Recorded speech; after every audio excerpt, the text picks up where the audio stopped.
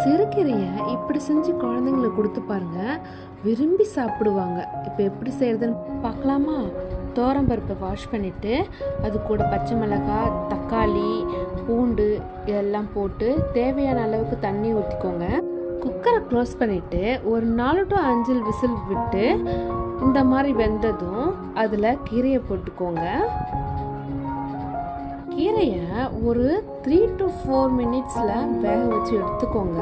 Next ஒரு கடாயில் தேவையான அளவுக்கு எண்ணெய் ஊற்றிட்டு கடுகு பொரிஞ்சதும் அது கூடவே காஞ்ச மிளகாய் நல்லா ப்ரௌன் கலர் மாறினதும் பூண்டு போட்டு நல்லா தாளித்து எடுத்துக்கோங்க. கீரையை சட்டியில் போட்டு கடைஞ்சிட்டு அது கூட தாளித்தது கூடவே தேவையான அளவுக்கு உப்பு போட்டு லைட்டாக கடைஞ்சி எடுத்துக்கோங்க. அவ்வளோதாங்க, சிறுகீரை கடையல் ரெடி. இப்போ ரைஸில் போட்டு சாப்பிட்டா அவ்வளோ ஒரு சூப்பராக இருக்குங்க.